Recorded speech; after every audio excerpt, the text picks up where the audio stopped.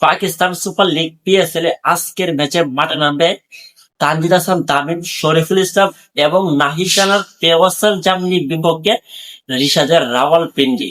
তো আজকে কিন্তু পিএসএল এ ম্যাচ আছে রাওয়ালপিন্ডি বনাম পেওয়াসার জামিনী। তো ম্যাচ শুরু হবে কিন্তু বাংলাদেশ সময় ঠিক বিকাল 3টা 30 মিনিট। তো রাওয়ালপিন্ডির স্কোয়াডে কি আমাদের রিশাদ হোসেন থাকবে?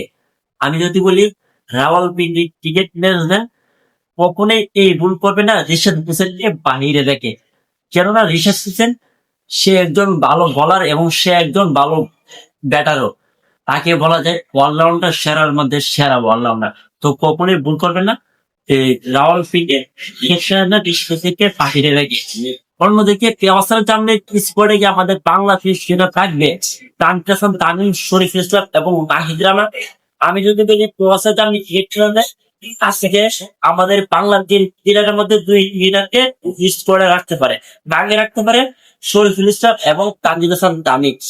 কেননা তানজিদ হাসান তামিম পাকিস্তান সিরিজে 100 করার কারণে কিন্তু পেওয়াসার জামিনে তানজিদ হাসান তামিমদের নেই।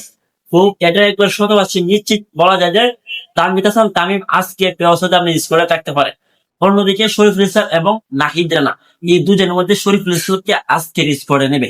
কেননা শরীফুল ইসলামের বর্তমানে পারফরমেন্স টি20 ফরম্যাটে খুবই ভালো যাচ্ছে। সেই কারণে কিন্তু আজকের এই গুরুত্বপূর্ণ ম্যাচে পেওয়াসার জামিন শরীফুল ইসলামকে স্কোয়াডে নিবে। অন্যদিকে নাহিদ রানা তাকে আজকে স্কোয়াডে নাও নিতে পারে, না নিলে সমস্যা নেই। আমাদের দুই বাংলার ক্রিকেটার তো পেওয়াসার জামিনের স্কোয়াডে আজকে 100% নিশ্চিত থাকবে। তো আজকে পিএসএল এর ম্যাচে কিন্তু বাংলা টিম ক্রিকেটার দুই টিমের হয়ে খেলবে।